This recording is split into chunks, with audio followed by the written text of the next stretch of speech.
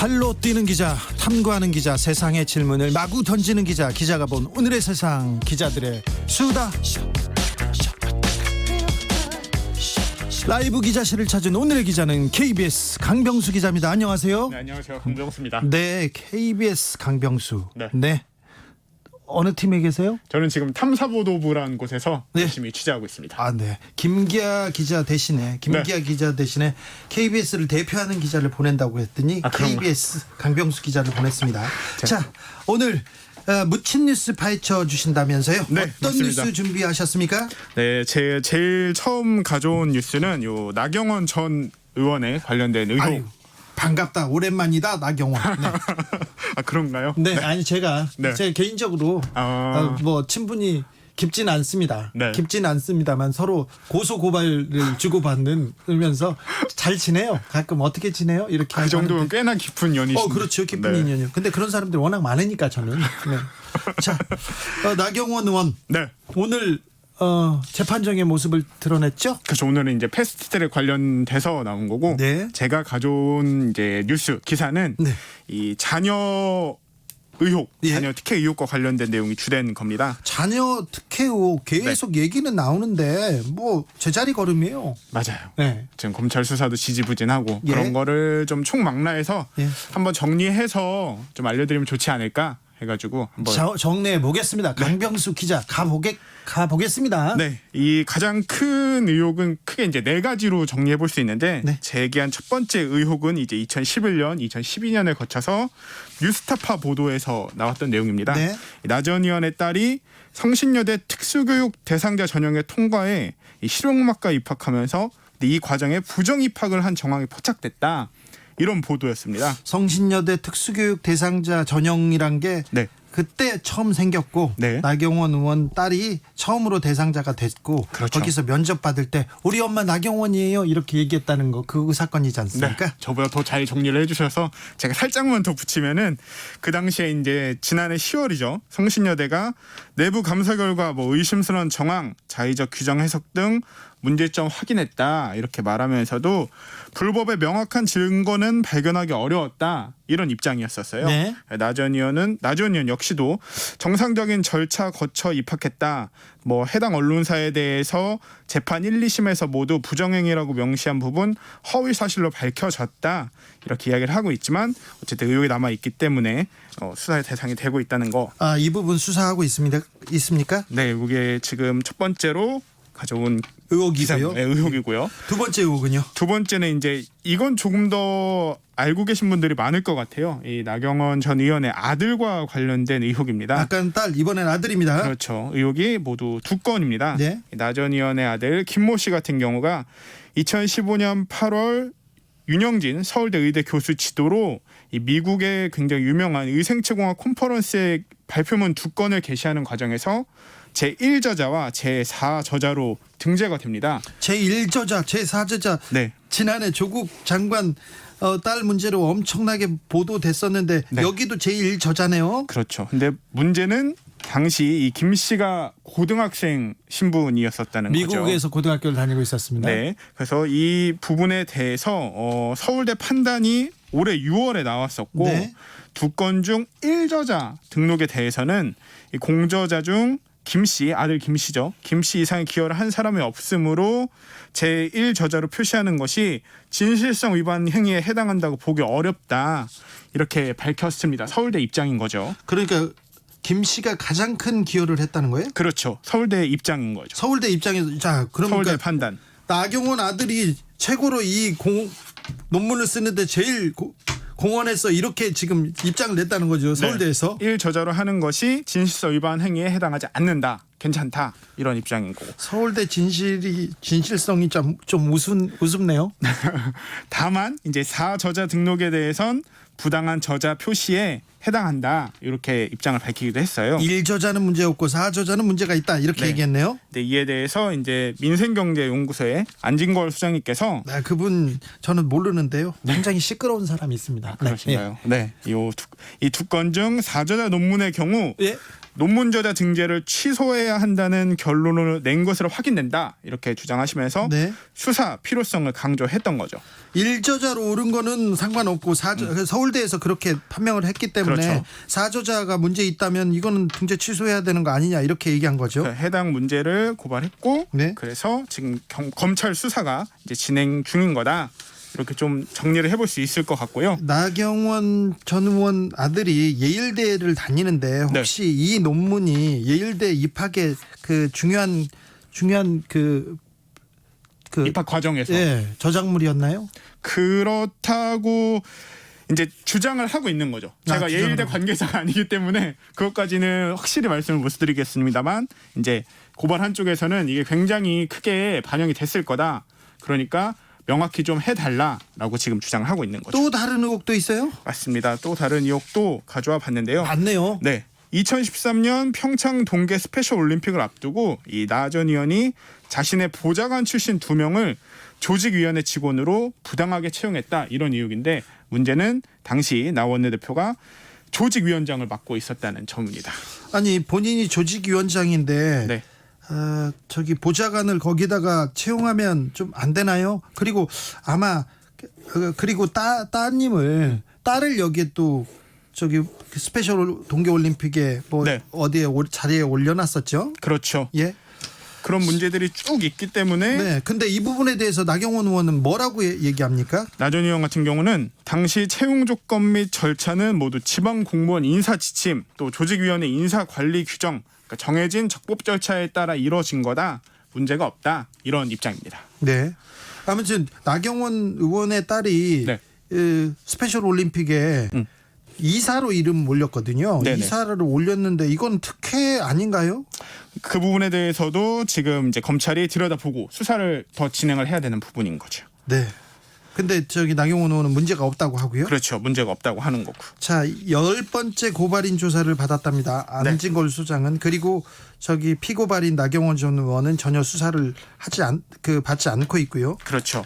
지금 일단 10번의 고발인 조사 중에서 3번이 경찰에서 이뤄진 고발인 조사인데 예. 검찰은 현재로서는 경찰이 조사한 내용까지 넘겨받아서 수사에 나서고 있다. 그래서 검찰이 수사의 속도를 내지 않겠냐 지금 이제 이렇게 예상을 하고 있습니다. 네. 다만 이미 그것도 굉장히 늦었다는 비판 여론도 많이 나오고 있는 상태죠.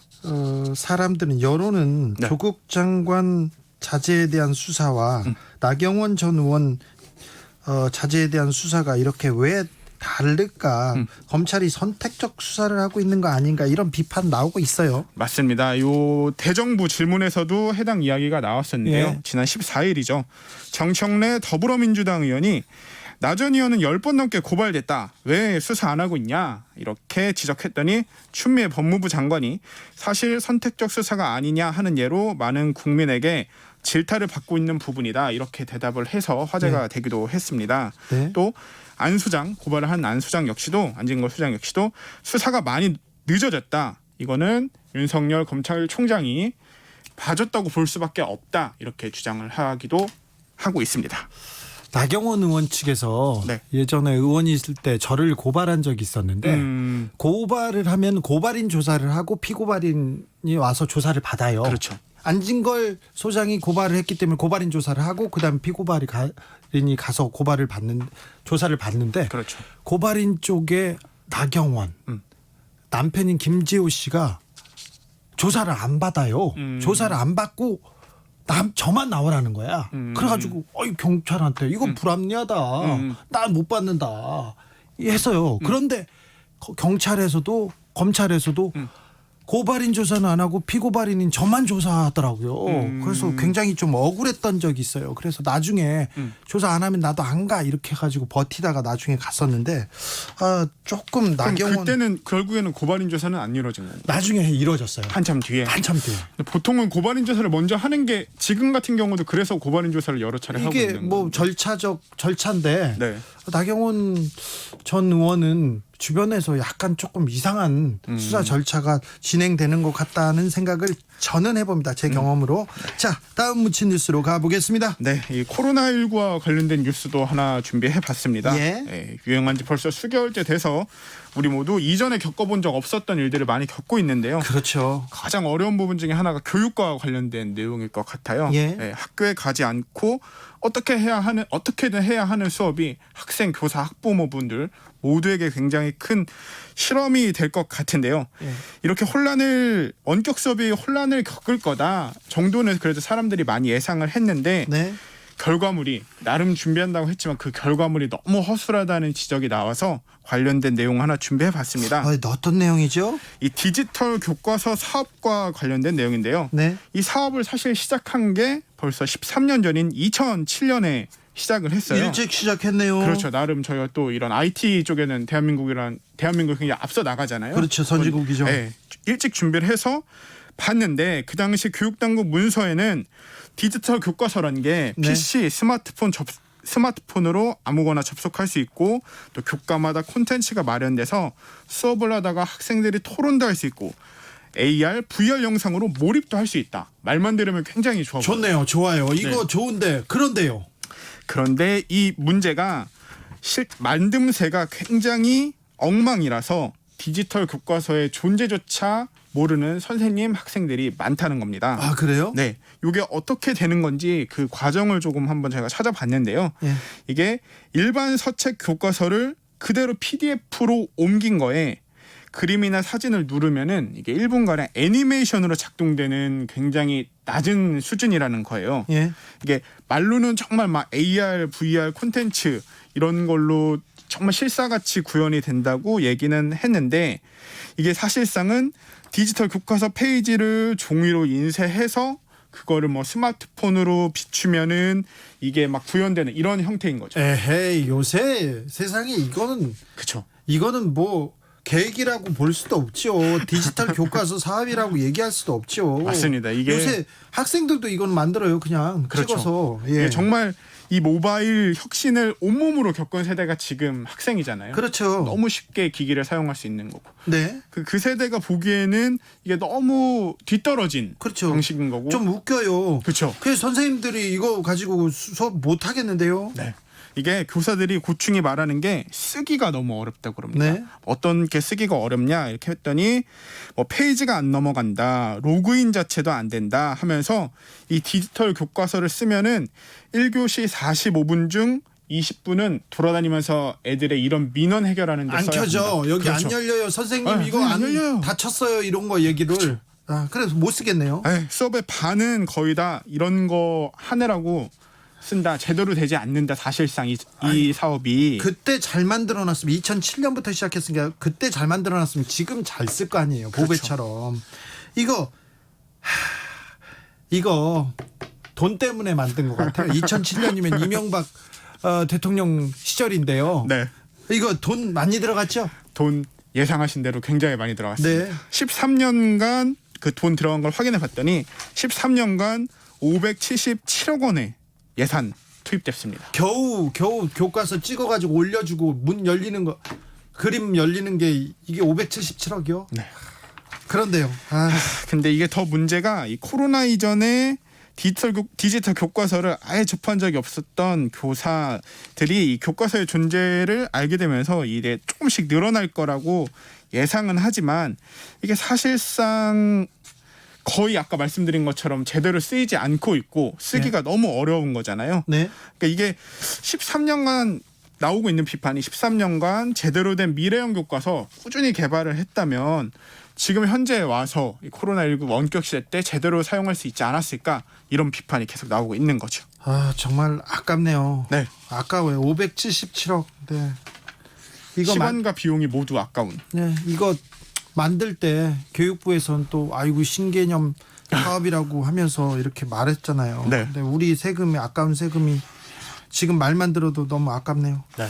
다음 묻힌 뉴스 가볼까요? 마지막으로 묻힌 뉴스 하나 더 준비해봤는데요. 네. 배달과 관련된 뉴스입니다. 요새 배달 코로나 시대의 배달 뭐 중요하죠. 네, 얼마 전 화제가 됐던 게 배달에서 돈 많이 벌었다 뭐 이런 얘기가 나오면서 라이더의 연봉이 산술적으로 1억이 될 수 있다. 뭐 이런 얘기가 나와서 굉장히 한번 화제가 됐던 적이 있었어요. 예. 근데 이 내용에 대해서 배달 노동자 단체 라이더 유니온이라고 있는데 네. 라이더 유니온에서 곧바로 반박을 했습니다. 예. 이렇게 1억 버는 게 33,000여 쿠팡이츠 접속 라이더 가운데 상위 15명 정도다. 비율로 따지면 0.045% 정도의 라이더일 뿐이다. 이렇게 이야기를 했고. 그러면요. 그러면 그렇게 배달이 늘었는데 돈은 누가 가져가나요? 누가 벌어가요? 이게 돈을 보면은 사실상 배민이 이제 돈을 가져간다고 하는데 예? 배민 역시도 대단치 않은 수익을 내고 있다고 합니다. 그래요? 네, 그 이유를 봤더니 이게 이 시장도 이미 이제 출혈 경쟁이 시작이 됐다는 거예요. 예? 이 신규 사업자 가운데 가장 빠른 속도로 성장하는 게 이 3위 쿠팡이츠거든요. 예. 지금 현재 점유율은 배달민족 7% 수준이지만 이 성장하는 과정에 굉장히 큰 물량 공세를 계속하고 있다는 겁니다. 예. 그래서 이 쿠팡이츠가 라이더들에게 뭐 평소보다 많은 건당 수수료 지불, 뭐 스마트 이용자에게 막대한 할인 쿠폰 뿌리고 이렇게 하고 있는데 이게 시장을 이미 수성하고 있는 배민 입장에서는 치킨 게임이기 때문에 네. 크게 우리도 돈을 못 벌고 있다. 뭐 이렇게 주장을 하고 있는 상황인 거죠. 근데 우리 시민들 입장으로는 이런 경쟁이 좀 있어야 되는 거 아닌가 이렇게 생각하는데. 네. 배달 플랫폼에서 뿌리는 쿠폰들 있잖아요. 네. 그건 어디서 옵니까? 요걸 한번 보려면은 이 지분 구조를 조금 살펴봐야 될 것 같아요. 이 예. 배달의 민족 이거 역시도 한번 크게 화제가 됐었던 건데. 독일에 팔렸잖아요. 네, 그때 기업 가치가 4조 7,500억 원을 인정받았습니다. 예. 그런데 이 매각되는 지분의 87%가 국내 투자자들의 몫이고 배민 경영자 지분은 사실 13% 정도에 불과합니다. 네. 근데 이 과정에서 이 배달앱 시장의 주된 마케팅 수단을 한번 살펴보면은 이 각종 할인 쿠폰이거든요. 잘 아시겠지만 예. 배민 역시 이걸로 굉장히 큰 성장을 해왔고요. 예. 그런데 이 벤처 캐피털들이 이 벤처 기업에 투자를 하게 되는데 이 과정에서 배민의 인수합병이 마무리되면은 모두 합해 4조 원 이상의 돈을 챙겨서 배민과 작별하게 되고 나가게 돼요? 네, 나가게 되는 그런 상황인 거죠. 네. 이 사람들만 돈을 버는구나. 네, 사실상 이 사람들만 돈을 벌게 되는 그런 구조인 거죠. 배민 경영진도 그렇고 그 라이더들도 그렇고 네. 결국은 이 벤처 캐피털 그 돈을 벌어가는 그런 구조네요. 네, 사실상 돈 있는 사람이 돈 벌고 가는 그런 구조가 돼버린 거죠. 좀 안타깝네요. 네, 기자들의 수다 지금까지 KBS 강병수 기자와 함께했습니다. 감사합니다. 감사합니다. 1717님이 봄이 되면 복사꽃 축제가 열리는 경북 영천 태창면입니다. 울타리 텃밭 곁에 봄의 전령사인 달래가 계절을 모르고 자라나와 있어요. 이를 위하노 달래도 나왔답니다. 달래도 좀 달래주세요. 어떻게 4747님 주디를 향한 제 마음속에 벚꽃 목련 동백꽃이 만개하네요. 사랑은 계절을 타지 않으니까요. 넣어두세요. 네, 정신 차려주세요. 라디오 정보센터로 다녀오겠습니다. 정한나 씨. 코스피가 오늘 1% 가까이 하락 마감했습니다. 5일 연속 2,400선을 웃돌았던 코스피는 6거래일 만에 다시 2,400선 아래로 내려갔습니다. 코로나19 신규 확진자 수가 어제 70명으로 이틀 연속 두 자릿수를 기록했습니다. 국내 발생 55명, 해외 유입 15명이고 수도권 확진자 수는 50명 아래로 내려갔습니다. 정부는 코로나19 환자가 안정적으로 감소하고 있다고 판단했습니다. 하지만 산발적인 집단 감염이 계속되고 특히 추석 연휴 기간에 관광지 숙박 예약이 많아 또 다른 감염 확산으로 이어질 수 있다며 여행 자제를 호소했습니다. 문재인 대통령과 정세균 국무총리는 오늘 청와대에서 주례 회동을 갖고 4차 추경 집행과 여름철 집중호우 피해 지원이 추석 전 신속하게 이루어져야 한다는 데 뜻을 모았습니다. 국회 예산결산투기소위가 4차 추경안 세부심사에 들어간 가운데 통신비 2만 원 일괄 지원을 둘러싸고 여야가 여전한 입장차를 보였습니다. 전현희 국민권익위원장이 이해충돌 논란에 빚은 추미애 법무부 장관과 국민의힘 박덕흠 의원에 대해 권익위가 구체적 사실관계에 대해 조사권을 가지고 조사할 필요가 있다고 밝혔습니다. 추미애 법무부 장관은 직접 수사부서 통폐합 축소를 포함해 검찰의 인권 옹호 기능을 실질화하기 위한 검찰 조직 및 업무 시스템을 획기적으로 개편할 것이라고 밝혔습니다. 지금까지 정보센터 뉴스였습니다.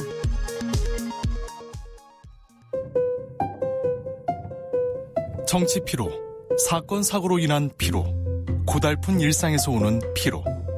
오늘 시사하셨습니까? 경험해보세요. 들은 날과 안 들은 날의 차이. 여러분의 피로를 날려줄 저녁 한 끼 시사. 추진우 라이브.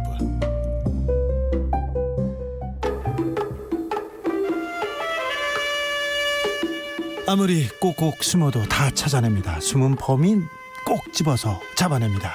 대한민국 경찰의 수사 뒷이야기. 내일은 수사 반장.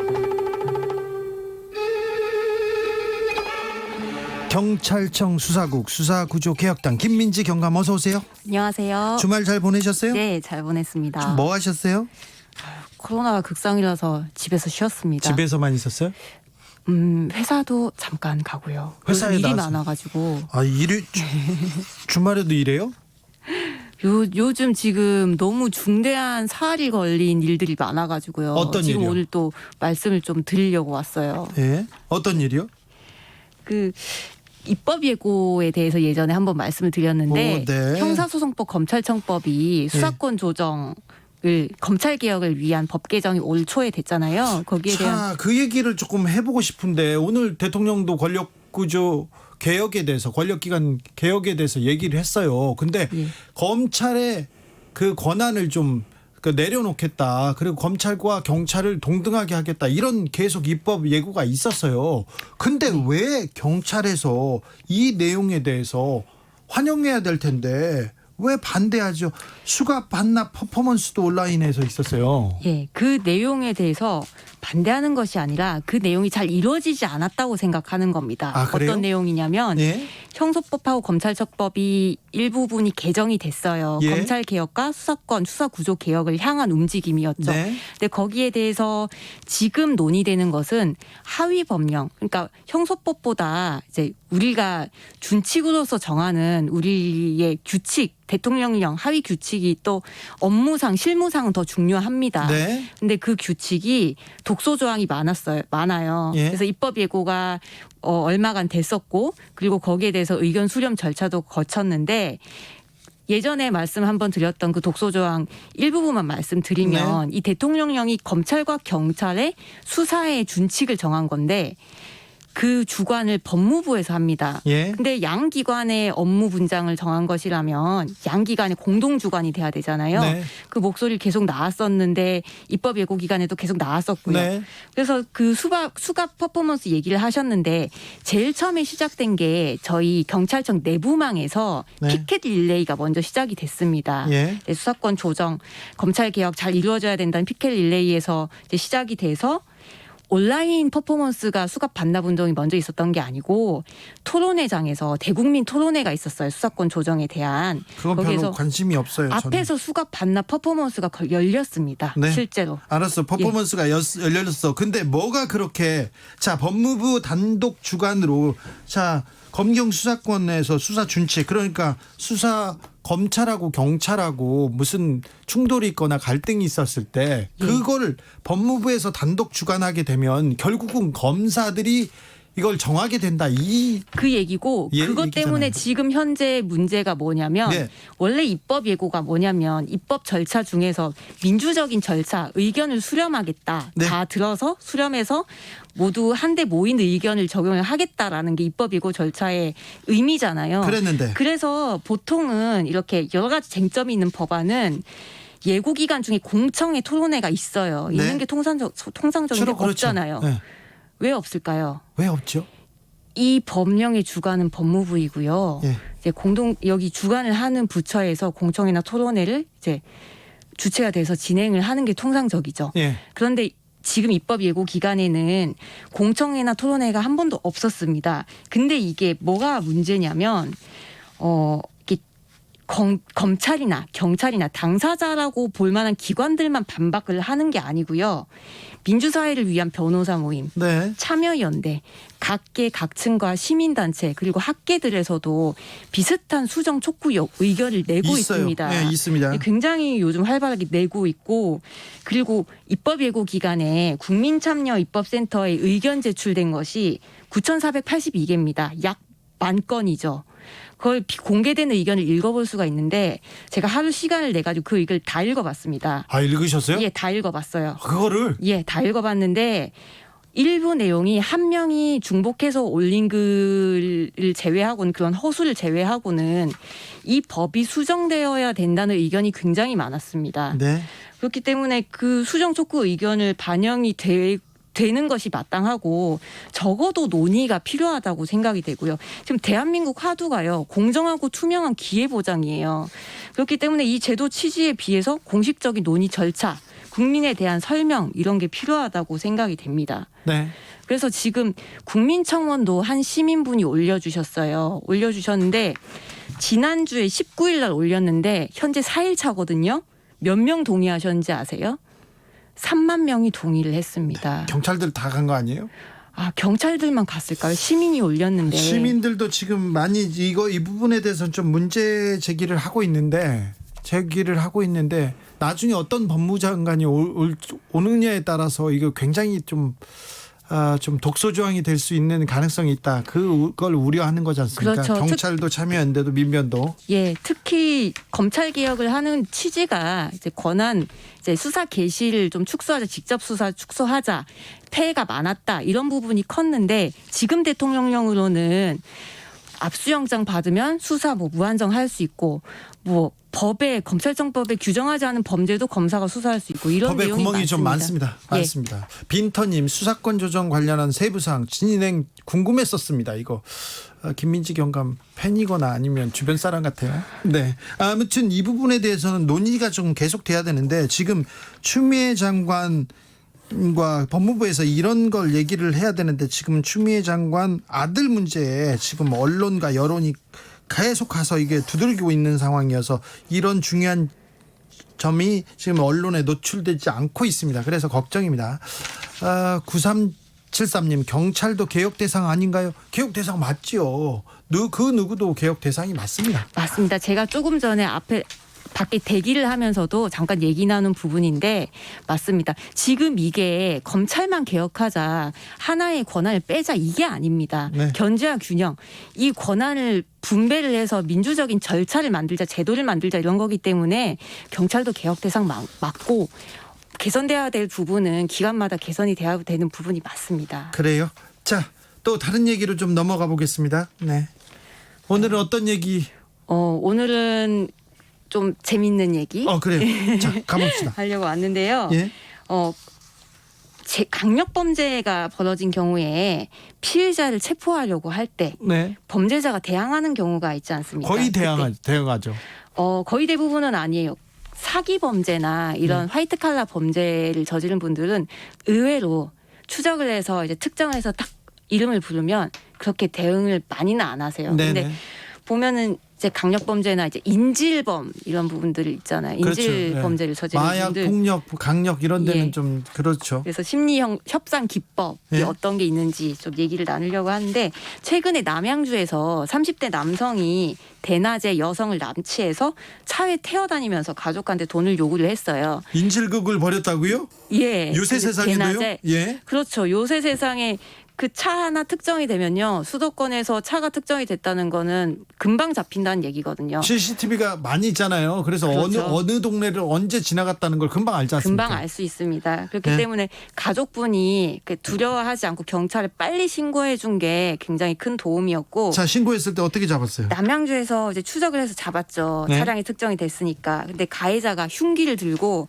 대치를 한 겁니다. 한 30분 정도 대치를 했습니다. 네. 대치를 했는데 이제 보통 경찰관들이 가서 이렇게 잡으면 칼을 들고 있잖아요. 네. 인질도 위험하고 그 범죄자도 위험합니다. 경찰관도 위험하고요. 영화 보면 미국에서는 네고시에이터, 이게 협상가가 또 전문 맞아요. 요원이 파견되는데 우리나라도 그렇습니까? 있습니다. 아, 그래서 그래요? 그날 파견된 경찰이 예. 인질협상 요원인데요. 예. 위기협상 경찰이에요. 예. 이게 요원들은 그 인질 상황, 자살 상황에도 이제 삶하고 죽음이 갈리는 상황이에요. 여차 잘못하면 그렇죠. 분노가 인질한테 표출되면 인질이 위험하고 자기한테 표출되면 자살하는 거. 자살로 이어지기도 합니다. 그리고 이게 인질범이 인질극을 많이 해본 사람이면 이게 자연스럽게 좀 협상도 하고 어떻게 할 텐데 다 당황해가지고 사고를 내는 경우가 많잖아요. 인질범이 예. 당황해서요? 예. 인질이요? 인질범이 당황해서 인질을 찌르거나 자기가 자해하거나 그렇지 않습니까? 분노가 극에 달한 상황이라서 그렇죠. 예. 그래서 그 협상 요원들이 하는 일이 예전에는 인질 안전이 보장되지 않았던 그런 사례들도 되게 안타까운 사례가 많았어요. 예. 그래서 이제 바람과 해의 동화 아세요? 바람과 해. 예, 바람과 해가 아. 대결을 벌였는데 누가 옷을 나는 이렇게 옷을 벗겨. 벗기나 나그네 옷을 누가 벗기나 네. 누가 이겼는지 아시죠? 그렇죠. 해가 해가 이기지. 이겼잖아요. 네. 따뜻하게 해야 이렇게 벗잖아요. 네. 마찬가지예요. 인질범한테 막 위기 상황에 분노가 가득 차 있는데 너 나와 칼 버려 이렇게 하는 것보다 잘 들어주고 인질범이 얘기가 하고 싶은 말이 있어서 범죄를 저지르는 경우가 많거든요. 그런 경우도 많죠. 예, 그래서 공감을 해주고 들어주고 시간을 지연시키면서 풍선의 바람을 빵 터뜨리는 게 아니고 얇은 바늘로 살짝 바람을 빼서 분노를 빼주는 겁니다. 자, 그런 기법입니다. 풍선을 터뜨리는 게 아니라 바람을 빼는 듯한 이런 전문 요원이 우리나라에 몇 명이나 있어요? 매년 60명씩 양성을 합니다. 매년 60명씩? 그래서 양성을 해서 이 예. 요원은 각 지방청 서단위에 포진을 해 있고요. 예. 필요한 경우에 같이 출동을 하게 됩니다. 네. 자, 그것보다도 위기상황, 인질극이다. 이런 위기상황이 닥쳤다. 그럼 어떻게 대응해야 됩니까? 내가 인질을 데리려는 상상을 일단 하지 않는 것이 좋기는 한데 이 무서운 세상이잖아요. 네. 그래서 아까 말씀드린 대로 인질범도 분노가 차 있지만 인질 위기 상황에 닥친 사람도 이제 굉장히 긴장된 상황이니까 그렇죠. 사실 성향마다 범죄자 성향마다 다르기 때문에 정답은 없지만 침착을 유지하는 게 좋습니다. 침착을 유지하고 침착 유지, 이거 전문가들이 침착함을 유지하라 말은 하는데 말은 쉽죠. 그리고 더 중요한 거 알려드릴게요. 예. 112 어플이라는 게 있어요. 예. 저도 이거 준비하면서 제 폰에 깔았는데요. 예. 112 긴급신고 어플을 깔면 몰래 신고가 가능해요. 어떻게 해요? 이렇게 어플 한번 배경화면을 했다가 클릭을 해서 문자 신고가 가능하고요. 급한 상황이 있잖아요. 네. 그러면 버튼을 3초 동안 눌러요. 3초 동안 버튼을 누르면 내 주위에 이제 목소리 같은 게 녹음이 돼서 112 신고가 됩니다. 아, 그래요? 추적도 되고요. 누르기만 해도? 예, 그리고 더 급한 상황에 있잖아요. 네. 그러면은 그냥 전원 버튼을 5번 눌러요. 신고가 됩니다. 전원을 5번 누르라고요? 대신 제가 말씀드린 어플을 까셔야 됩니다. 112 어플을 깔면 자 버튼을 누르면 위치 정보를 보내서 신고를 할 수 있고 전원을 5번 누르면 자동 신고가 된다 이거죠? 예, 그런 내용이 어플을 까시면 공지사항이 나와 있어요. 사용법이 그때 달라질 수 있기 때문에 일단 어플을 까시면 됩니다. 최근에 이런 경찰이 여자친구를 가두고 때린 그런 피해자 잡은 경우가 있었죠. 가두고 때렸는데 그 여자분이 검정색 K5 네. 이렇게 문자 메시지를 보낸 거예요. 112에다가 네, 112에 바로 잡았죠. 그래요? 검정색 K5 특정만 되면은 바로 잡습니다. 그러니까 경찰이 수사력이 굉장히 지금 발전해 있으니까 경찰한테 차분하게 경찰한테만 신고하면 됩니다. 112 어플이 굉장히 효과적일 수도 있고요. 예. K5 검정색 그걸로도 찾았어. 네, 찾았습니다. 대단하네 대단하죠. 경찰. 네. 6235님이 5살 우리 아들이 꿈을 말할 수 있는 순간부터 경찰이 되겠다고 합니다. 근데 엄마인 저는 반갑지 않더라고요. 저만 해도 경찰에 대한 불신 같은 게 좀 있는 상황이어서 우리 아들이 경찰이 되지 않길 바라지요. 다만 우리 아들이 커서 꿈을 펼칠 나이가 됐을 때는 경찰이 누구나 꿈꾸고 바라는 존경하는 직업군이길 바라봅니다. 이런 문자 왔습니다. 제가 가슴에 되새기겠습니다. 네, 되새겨야죠. 네. 여기까지 들을까요 오늘? 네. 지금까지 김민지 경감이었습니다. 감사합니다. 감사합니다. 0761님이 달래는 본래 가을에도 나옵니다. 며느리도 안 주고 혼자 먹는 게 달래예요 얘기했네요. 어우 그 달래 달란트 이렇게 깊은 뜻이 있는지 저는 몰랐습니다. 교통정보센터 다녀오겠습니다. 김은아 씨. 네, 월요일 퇴근길 서해안 고속도로 서울 방향 정체가 두드러집니다.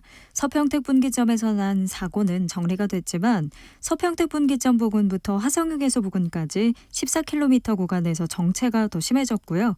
다시 비봉에서 용담터널 사이와 일찍 분기점에서 금천까지 막힙니다. 평택 시흥고속도로 시흥 쪽인데요. 조안 부근에서 송산마도 부근까지 14km 밀리고 있습니다. 경인고속도로 인천 방향 신월나들목에서 부천나들목 사이 5km 정체는 작업 때문이고요. 서울 방향 부평 진출로에서는 고장난 차를 처리하면서 서인천부터 4km 구간 밀립니다. 또 인천요금소부터 신월까지도 제속도를 못 내고 있습니다. 영동고속도로 인천 쪽 동수원 부근에서 부곡 사이와 안산 분기점에서 서안산 부근, 또 군자 분기점에서 영동선 시점까지 밀리고 있습니다. KBS 교통정보센터였습니다. 테이크아웃 시사 나왔습니다. 오늘도 하나 챙겨가세요. 주진우 라이브.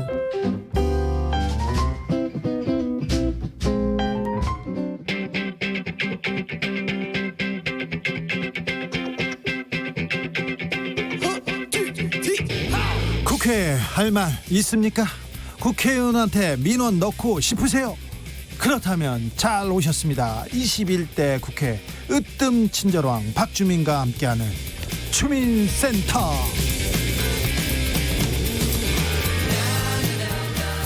여러분의 민원에 귀를 기울이겠습니다. 주민센터의 주치의원 박주민 더불어민주당 의원 오셨습니다. 안녕하세요. 예, 안녕하십니까.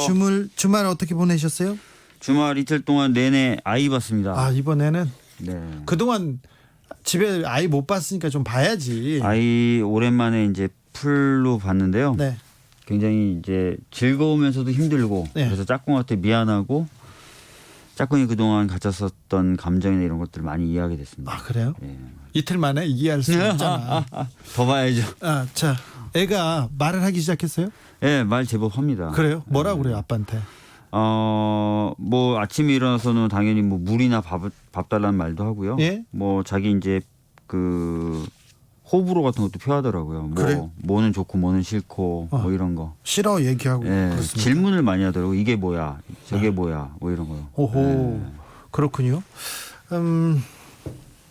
3641님이 주디님 혹시 방송 시간이 촉박한가요? 너무 재촉하는 것 같아서 듣는데 숨차서요. 계속 참다가 보냅니다. 워워 컴다운. 방송 시간이 촉박한 게 아니라 제가 진행을 잘 못해서 그런 거죠. 네, 제가 또 여러분들한테 많은 내용을 전해드리려고 다 보니까 그런 것 같습니다. 죄송합니다. 요즘 민주당 당내 분위기는 어떻습니까? 뭐 지난 주말에 이제 김홍걸 네. 그 의원 제명 있었고요. 예. 뭐 여러 가지 좀 약간 혼란스러운 이슈들이 있었는데 좀 정리들을 해나가는 그런 상황이라고 보시면 될 것 같습니다. 네. 예. 그리고 뭐 제명 초강수를 뒀어요. 뭐 김홍걸 의원 얘기를 좀 더 들어보거나 조사를 하는 것도 아니었고요. 그 다음에 또 이상직 의원한테도 징계 가능성 높다고 이렇게 하고 지금 윤리위 뭐 조사를 하고 있고요. 좀 적극적으로 문제가 있는 거에 대해서는 선제 대응한다는 게 민주당의 전략인 것 같습니다. 워낙 지금 중요한 정기국회를 앞두고 있고요. 여러 가지 법안들을 차질 없이 통과시키려면은 당내에 이제 여러 가지 혼란스러운 부분들은 좀 정리를 해야 되겠다라는 판단을 좀 지도부가 한 것 같습니다. 예. 뭐 민주당 그런가 보다 하고 분위기가 좀 가라앉아 있습니까? 그러면? 분위기요? 예. 아니 그렇지는 않고요. 지금 국정감사라든지 또는 그 예산 관련된 논의라든지 이런 것들은 계속하면서 준비하고 있는 상황입니다. 근데 네. 뭐 아시다시피 이제 한동안은 저희들이 여러 가지 이제 이슈에 의해서 공격을 받고 그걸 방어하는 듯한 입장이었는데 네. 약간씩 거기서 이제 조금 태세 전환을 좀 하려고 하는 그런 상황입니다. 예. 1402님이 재난지원금 추석 안에 받을 수 있나요? 이렇게 물어봅니다. 지금 내일 예결위에서 관련된 그 여러 가지 논의를 할 거고요. 지금 수요일 정도에는 한번 통과를 시켜보자. 뭐 이런 얘기들 그러니까 내일 아니면 수요일 이렇게 얘기를 하고 있습니다. 근데 잠깐 이제 얘기를 들어보니까 여전히 이제 통신비 관련해서는 쟁점이 좀 많이 있는 것으로 그렇게 얘기들 하시더라고요. 예. 추경안 심사 중이죠? 네, 심사 중입니다. 통신비 2만 원은 어떻게 됩니까? 통신비 2만 원은 당연히 이제 유지가 되는 쪽으로 가닥을 잡고 예. 가고 있다고 하더라고요. 그러면 예. 2만 원씩은 주겠네요. 민주당에서 단독 처리라도 하겠네요. 이 부분이요. 예. 이 부분 이제 끝까지 한번 논의를 하겠다라고 하고 있어서 막판에 어떻게 결론이 날지 좀 더 지켜봐야 되긴 할 것 같습니다. 오늘 공사 특혜 수주 의혹에 휩싸인 국민의당 박덕흠 의원 기자회견 했습니다. 네. 기자회견 어떻게 보셨어요? 저는 사실은 본인이 이제 정치적인 공세의 희생양이다라는 그런 뉘앙스로 그런 프레임으로 말씀하셨는데 사실 본인이 이제 과거에 회장으로 있었던 대한전문건설협회 이런 협회로부터도 지금 고발을 당하고 있는 상황이거든요. 예. 그래서 이게 진짜 단순히 정치적인 어떤 공세 그것에 의한 희생양 이런 것이냐 예. 아니라는 거죠. 그리고 아시다시피 이제 대한전문건설협회 같은 경우 건설이나 뭐 부동산 시세 이런 건 잘 하시는 분들 아니겠습니까? 예. 이런 분들이 이제 골프장 같은 경우 헐값으로 비싸게 이제 매입을 했다 뭐 이런 얘기들을 하시는 거니까 이 부분은 단순하게 어떤 정치적인 공세라고 보시면 안 될 것 같은데요. 네. 삼성물산의 사회이사로 있다가 이번에 국회에 입성한 윤창현 의원 정무위에서 삼성 관련된 그리고 보험 관련된 삼성하고 직결된 일을 법안을 다루는 일을 하고 있어요. 이 부분 저는 굉장히 중요한 부분이라고 보는데 이 부분에 대해서는 별 얘기가 안 나옵니다. 아니 저희가 이 부분에 대해서도 얘기를 하고 있고요. 네. 하고 있는데 이제 워낙 지금 현재 국회 제도 내에서 이해상충이라든지 이런 부분에 대한 제도가 굉장히 헐겁거나 거의 없어요. 그래서 사실은 이 부분에 대해서 제도를 제대로 갖추자라고 얘기한 지가 꽤 됐거든요. 네. 그래서 이런 부분을 좀 갖출 필요가 있습니다. 지금 주장만으로는 이분들이 이제 해당 상임위 사보임한다든지 이러지 않으니까요. 예. 이해 충돌 관련해서 좀 입법 움직임 없습니까? 해야 아니, 된다고. 이해 충돌 관련돼서 이제 우리 당 의원 몇몇 분이 벌써 이제 법안을 내기 시작했고요. 예. 그래서 이번에는 좀 될 필요가 있고 또 저희들이 발의하려고 했었던 일하는 국회법 자체 내에도 네. 이해 충돌 관련된 부분, 그 다음에 윤리위 강화하는 부분 이런 부분이 담겨 있어요. 아직 네. 발의를 안 했는데 네. 발의가 되면 그런 부분이 논의되고 통과가 될 것입니다. 오늘 주민센터 박주민 의원이 주민센터 연다고 하니까 임대차 보호법 관련해서 질문 많이 오고 있습니다. 전세는 실종됐고 월세 전환 안 돼요. 매매는 계속 줄고요. 그래서 이거 보완이 필요합니다. 이런 지적이 있는데 이 질문 몇 가지 읽겠습니다. 7677님 민주당은 제발 똑바로 일 좀 하세요. 하는 거 보면 너무 답답해요. 이런 의견 있다는 거 네. 명심하시고요. 알겠습니다. 8898님이 상속받은 4분의 1 지분이 1주택으로 잡혀가지고요. 전세자금 대출이 제한돼요. 지금 있는 세입자가 안 나간다고 하니까 대출 연장도 힘들고 졸지에 나앉게 됐는데 이런 거는 고쳐야 되지 않나요? 이렇게 물어봅니다. 세부적인 어떤 대출 관련된 규정이나 이런 부분에 대해서는 네. 좀 더 이제 현실에 맞게 바꿔야 되는 것 아니냐는 얘기들이 나오곤 있습니다. 네. 근데 그런 부분을 좀 정비를 하고 내용을 만들려면 네. 조금 시간이 필요한 부분이 있어요. 예. 그래서 시장 상황도 좀 봐야 되는 거고 또 예. 여러 사례들도 수집이 돼야 되는 거니까 저도 이제 저희 의원실에 있는 식구분들한테 관련돼서 좀 한번 검토를 한번 해보자라고 얘기를 해놨습니다. 그렇죠. 예. 네, 박주민 의원이 입법 발의했고 또 저 시간을 가지고 계속 좀 구멍이 있거나 문제가 있으면 고치려고 합니다. 그러니까 계속해서 얘기해 주시면 됩니다. 5034님은 안녕하세요 박주민 의원님. 안녕하냐고 물어보는데요. 요즘에요? 네. 안녕하다 그러면 별로 안녕하지 못합니다입니다. 자, 요즘 신용 하락된 서민들은 은행 문턱을 넘지 못합니다. 네. 참고로 전 7등급인데요. 신용 안 좋은 서민들도 1, 2등급의 은행에서 서민대출 받을 수 있게 조정 좀 부탁해도 될까요? 이렇게 신용 조정을 바로 해달라는 건 아닐 텐데 은행 문턱은 서민들한테 항상 넘기 힘들었어요. 은행에서 돈을 빌려 쓰는 거는요. 은행에 내가 돈이 필요가 없어요. 나 돈 하나도 필요 없어. 이런 걸 증명해야 돈을 주곤 했거든요. 그래서 이 신용 등 서민들도 은행에서 좀 싼 이자 왜 기업만 재벌만 싼 이자 쓰고 서민들은 비싼 이자 써야 되는지 거기에 대한 불만은 좀 많이 있습니다. 예, 그래서 최근에 최백은 교수님이나 이런 분들은 그 금융의 네. 공공성이라든지 네. 이런 것들을 많이 강조하시거든요. 예. 그런 부분도 충분히 좀 검토가 돼야 될 것 같고요. 또 뭐 한국은행이나 이런 쪽에서의 적극적인 역할 이런 것들도 많이 주장을 하셔서 그런 부분 좀 살펴보고 또 최고 이율 제한하는 거 이런 법안들이 지금 제출돼서 논의되고 있거든요. 네. 금융환경 조금이라도 바꿀 수 있도록 노력하겠습니다. 5513님은 골목상권 명절 때만이라도 주차 단속 20분만 연장해 주세요 이렇게 얘기했는데 이거 박주민이 할 수 있을까요? 그 시장이라든지 이런 데는 그 명절 때라든지 또는 그 식사 시간대 이럴 때 네. 주차 단속 완화하거나 안 그렇죠. 하거든요. 네. 근데 지금 말씀하시는 거 아마 그 시간을 좀 연장을 해달라는 말씀이신 것 같은데 네. 이런 거는 각 지자체에서 좀 알아서 하게 돼 있습니다. 네. 그래서 해당 지역구가 어디신지 모르겠는데 그 지역구 국회의원이나 또는 그곳 지자체 단체장 등에게 좀 얘기하실 필요가 있을 것 같습니다. 네. 오늘부터 수도권 등교가 다시 시작됐습니다. 오늘 은평구에서 박주민 의원 지역구 있는 은평구에서도 학교 가기 시작했습니다. 주민센터에 아이들 학교를 보낸 청취자하고 연락이 돼 있습니다. 연결돼 있어서 이야기를 조금 나눠보겠습니다. 여보세요? 네, 안녕하세요. 안녕하세요. 네. 아이들 학교로 보내셨어요? 저희는 지역이 대구예요. 예. 저희는 계속 등교는 뭐 왔다 갔다 하고 뜨문뜨문 하기는 했었어요. 그랬어요? 네네. 지금 대구에 사는 누구세요? 저는 대구에 사는 박민경이라고 합니다. 여기는 박주민 의원입니다. 안녕하세요. 네, 박주민입니다. 안녕하세요. 예. 네, 반갑습니다. 평소 박주민 의원 어떻게 생각했어요? 네, 되게 예전에 한번 뵙기도 했었었고요. 진짜요? 되게 존경하고 있습니다. 예. 그래요? 네. 제가 존경하지 못할 내용을 말씀은 드리진 않겠습니다. 오늘은 참겠습니다. 자, 지금 그 아이들이 몇 학년입니까? 큰아이는 중학교 1학년이고요. 둘째 아이는 초등학교 4학년이에요. 중학교 1학년. 네네. 네, 초등학교 4학년. 중학교 1학년 학생은 올해 졸업식 못했죠. 졸업식, 입학식 다 못했고요. 다 못했죠. 예. 예, 굉장히 힘들어했었어요. 아이들이 조금 학교 못 가는 동안 좀 힘들다, 어렵다 이런 얘기 좀 하고 그랬습니까?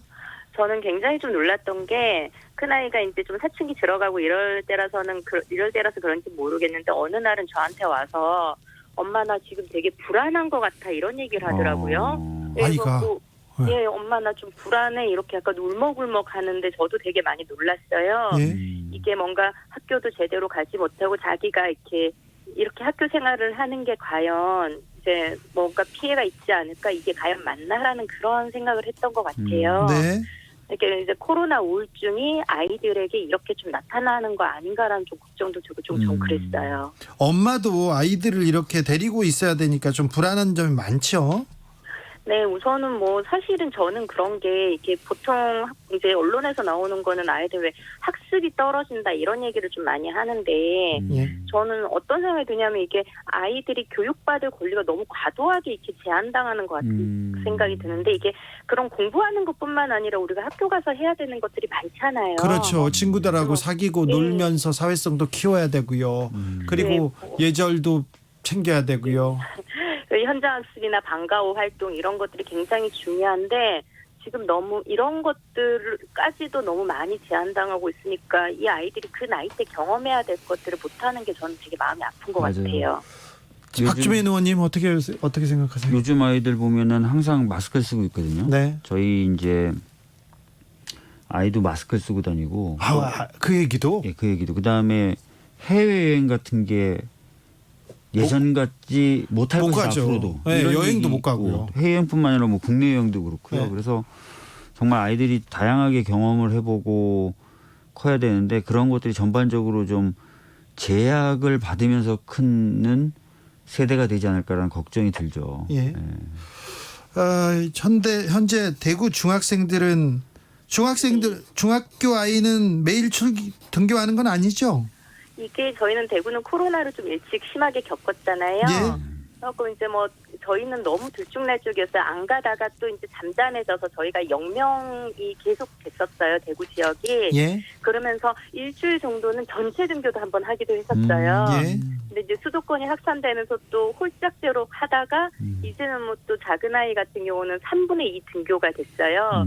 너무 혼란스럽기도 해요, 사실은요. 네. 네. 방역 당국에서는 코로나 집단 감염 막아야 되니까 등교나 학습권 제한할 수밖에 없다고 하고 여기는 너무 과도하게 좀 제한 당하고 있다고 학부모들이나 학생은 생각하고 어떤 좋은 방법이 없을까요? 어머님이 좀 그 생각이 좀 더 가장 깊을 거예요. 내가 보기에는 정치인이나 이 공무원보다도 어머님들이 그 이렇게 지혜를 좀 주세요. 사실은 그러니까 코로나 때문에 그런 거 되게 걱정되는 거 마찬가지긴 한데요. 네.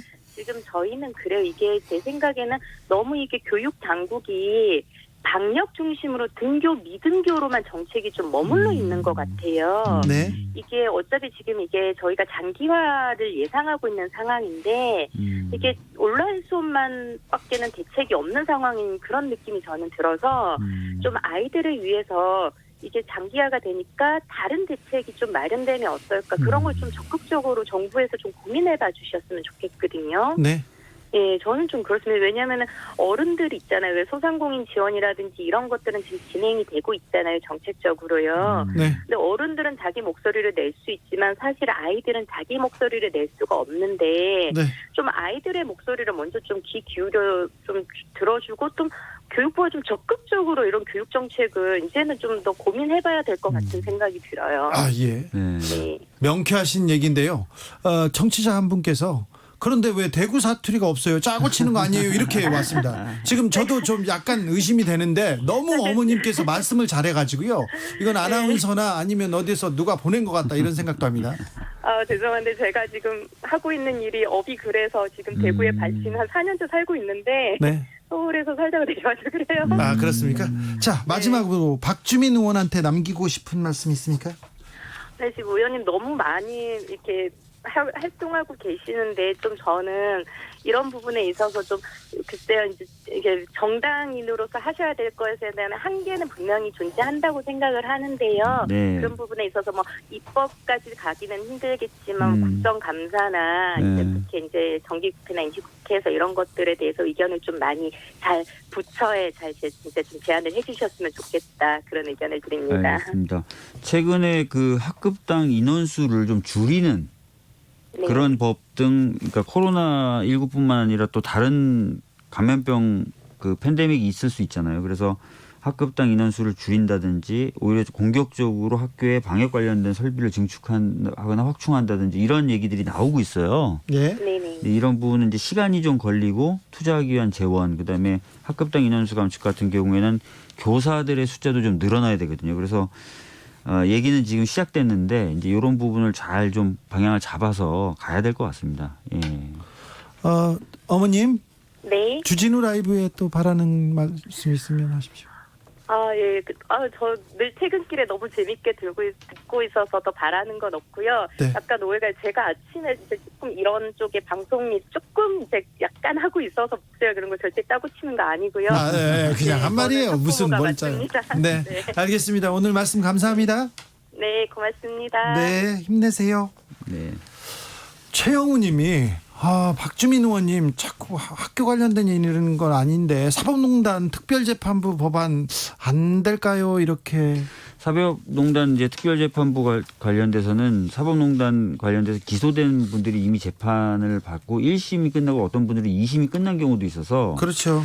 과연 이제 특별재판부의 재판을 받도록 하는 게 실효성 있는지를 좀 고민하고 있어요. 대신에 제가 만들었던 법의 다른 내용은 특별재판부법 관련된 특별재판부에서 재판받는 것 이외에 이미 끝난 재판에 대한 재심을 좀 쉽게 하는 내용도 담겨 있었거든요. 네. 예를 들어서 KTX 승무원 예. 관련된 부당해고 사건이라든지 그렇죠. 이런 것들. 네.